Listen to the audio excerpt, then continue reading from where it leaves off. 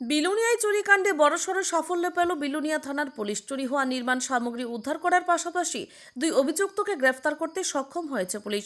এই ঘটনাকে কেন্দ্র করে গোটা এলাকায় চাঞ্চল্যের সৃষ্টি হয়েছে। বৃহস্পতিবার বিলুনিয়া থানার ওসি সঞ্জিত দে এক সাংবাদিক সম্মেলনে জানান, বুধবার গভীর রাতে বিলুনিয়া থানার পুলিশ নিয়মিত টহলদারি চালাচ্ছিল। সেই সময় বিলুনিয়া ৮০ ফুট রাস্তা এলাকা দিয়ে একটি অটোকে সন্দেহজনকভাবে যেতে দেখে পুলিশ কর্মীদের সন্দেহ হয়। পরে পুলিশ অটোটিকে থামিয়ে তল্লাশি চালায়। তল্লাশির সময় অটো থেকে 2 বান্ডেল রড উদ্ধার হয়। রড বহনের বিষয়ে সন্তোষজনক কোনো নথি বা বৈধ কাগজপত্র দেখাতে পারেনি অটোতে থাকা ব্যক্তিরা। এরপর অটো চালক ও এক যাত্রীকে আটক করে বিলুনিয়া থানায় নিয়ে গিয়ে জিজ্ঞাসাবাদ শুরু করে পুলিশ।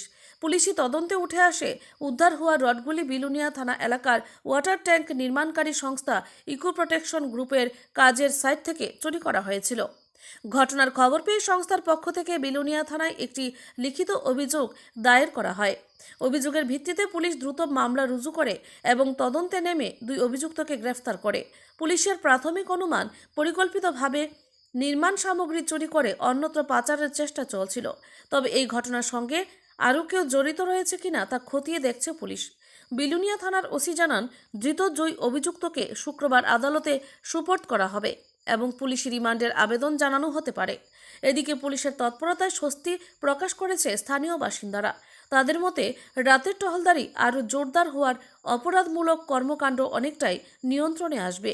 একই সঙ্গে দ্রুত সময়ের মধ্যে চুরিকাণ্ডের কিনারা করায় বিলুনিয়া থানার পুলিশের ভূমিকাকেও সাধুবাদ জানিয়েছেন অনেকে। Bureau report, Tripura news Bangla. সবাইকে নমস্কার।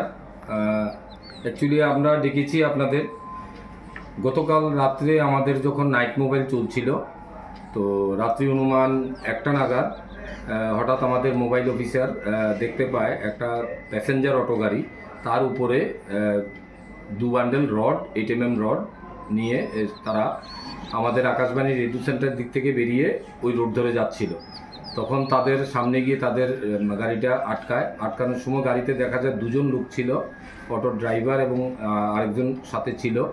তো তারার সাথে সাথে একজন পালিয়ে যায় এবং অটো ড্রাইভারকে ডিটেন করা হয়। তো এখানে 2 বান্ডেল 8 mm রড ছিল। তো এগুলা টোটাল 24টা রড এখানে। তো আমাদের সন্দেহ হওয়াতে আমরা রডগুলা এবং গাড়িসহ লোকটাকে রাত্রেবেলা থানায় নিয়ে আসি।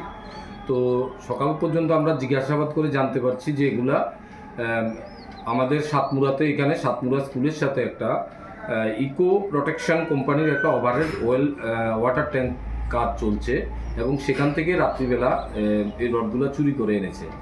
তো জিজ্ঞাসাবাদ করার জন্য আমরা আমাদের অফিসার ওই কোম্পানিতে পাঠাই।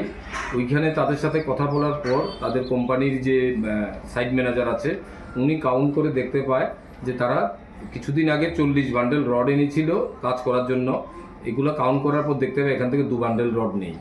তো এটা প্রমাণিত যে এখান থেকেই রডগুলো চুরি হয়েছে। তো অটোর ড্রাইভার এবং মালিক যে ওকে আমরা জিজ্ঞাসাবাদ করে বাকি তার সাথে আরও 2জন ছিল যে ওই কোম্পানিতে যারা কাজ করে ওইখানেও একজন লেবার ছিল, তাকেও আমরা তুলে আনি এবং তাদের সাথে যে কমিউনিকেশন হয়েছে রাত্রেবেলা মোবাইলে এগুলো আমরা চেক করে এগুলো প্রমাণ সত্যতা পাই। আর যে ছেলেটা পালিয়ে গেছে তার নামও আমরা জানতে পেরেছি, সেটা আমরা বলছি না। আমরা যদিও ওর বাড়িতে আমরা রিড করেছি একবার, আমরা খুব তাড়াতাড়ি তাকেও আমরা অ্যারেস্ট করব। এই বেসিসে কোম্পানির সাইট ম্যানেজার আমাদেরও একটা কমপ্লেন দিয়েছেন। কমপ্লেনের বেসিসে আমরা একটা চুরির কেস নিয়েছি এবং অটো এবং রডগুলো আমরা সিজ করেছি। 2জনকে আমরা এখন পর্যন্ত অ্যারেস্ট করেছি। আগামীকালকে তাদের কোর্টে পাঠাবো পুলিশ রিমান্ড চেয়ে।